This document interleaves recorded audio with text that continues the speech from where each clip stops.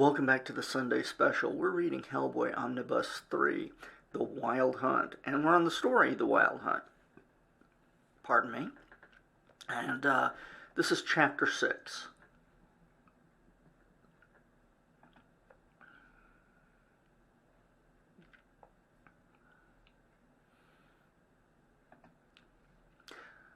Somewhere. So who was that guy on the bridge? Elgos, he was a duke in hell, and a knight of the Order of the Fly.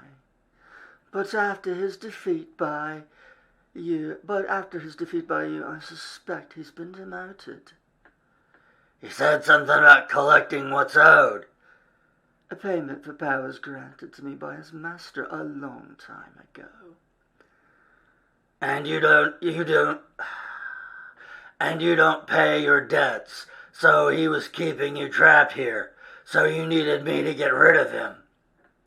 You honestly believe a creature like that could hold me prisoner? I could have left at any time. Then why didn't you then? Because, Hellboy, I've been waiting for you. Dear, this must be terribly boring. And you've been through so much. You're not well yet. You should go rest. I'm fine. You're sure? She's fine. When I first got here, why did you say, "Welcome home"? Perhaps you refer to the house. Perhaps you prefer the house where you were born. I thought not. Wine? No, thanks. You know who I am? Morgan Le Fay! It's been a while, but I remember the story. Half-sister of King Arthur. And mother of his only son. Mordred. He tried to steal his father's kingdom. The two met at the Battle of Camlan, where they killed each other. It's commonly believed that the Pendragon line ended there, but it's not true. Mordred had 3 bastard sons by a witch named Catherine of Gilfach. A few of Arthur's knights who survived Camlan knew this and tracked the boys down and put them to death.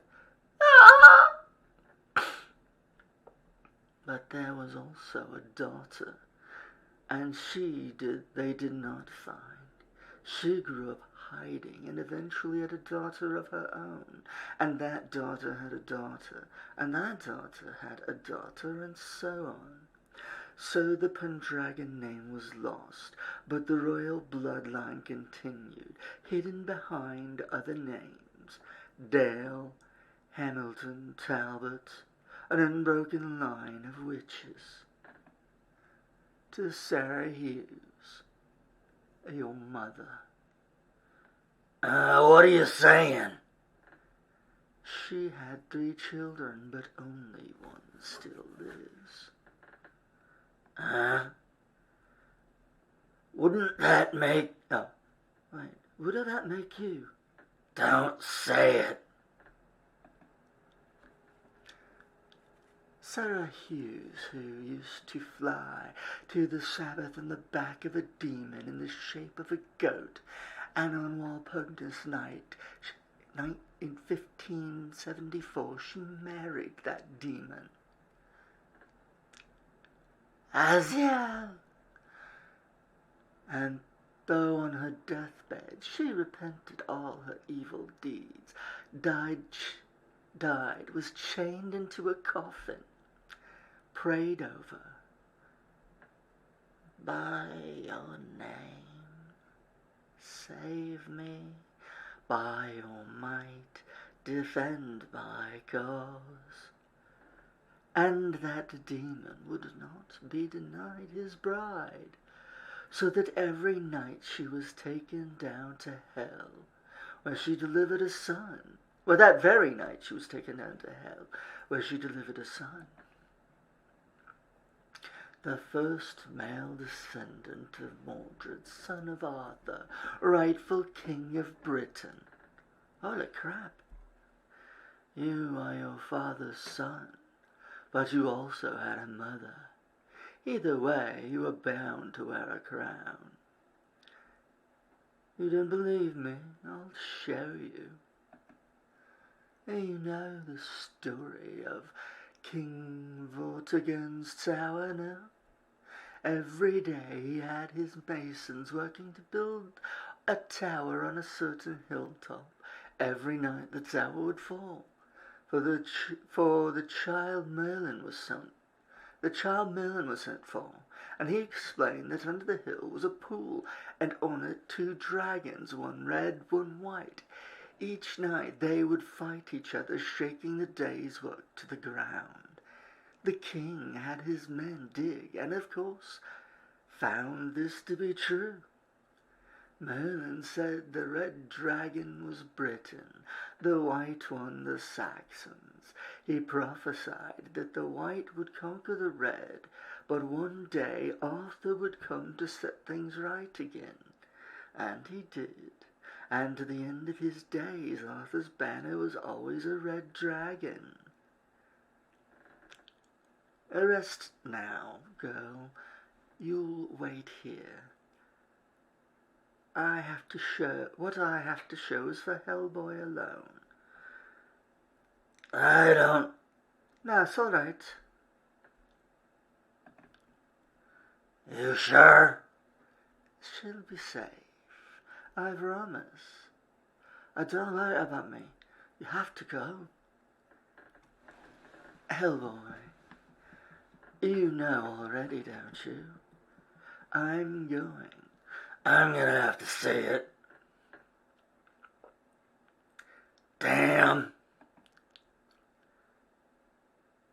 You've carried a gun, but you've always felt more natural holding a sword.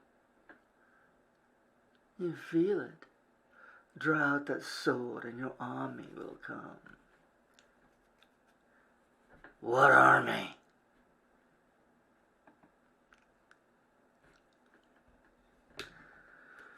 No way. You died and live again. So the noble dead of Britain will come to follow their king.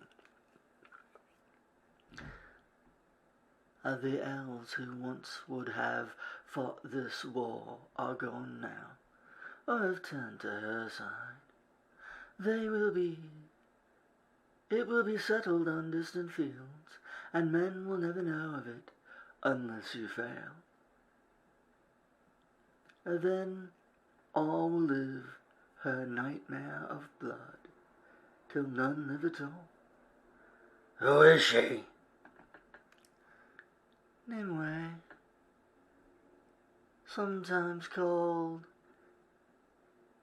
Vivini, who charmed Merlin and stole his secrets, used them against him and entombed him alive.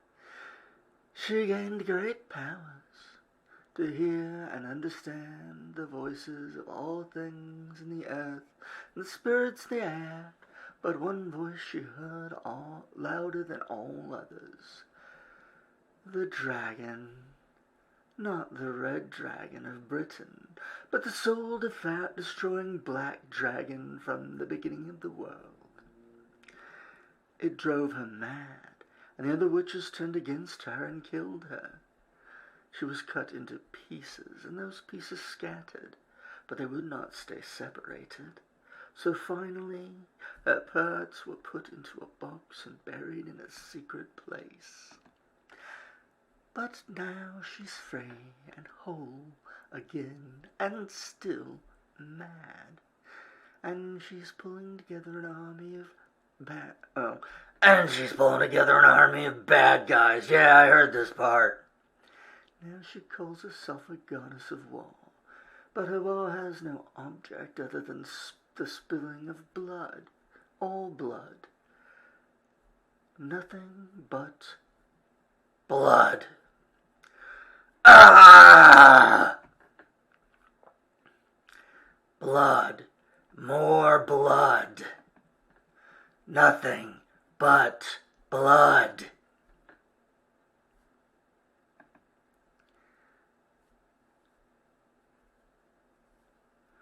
For in the end the moon will be as blood, and the seas boil, and the land burn. Then I saw another beast which rose out of the earth. It had 2 horns like a lamb, and it spoke like a dragon. And it spoke great signs, making fire come from the heavens to the earth in the sight of... No! What the hell? What did I? It deceives those who dwell on earth, bidding them... Revelation 13, 11 through 14. No! Take the sword, your army will come, and you'll save your people. What do you care what happens to the world anymore? What's in it for you? My son should have been king. You will be.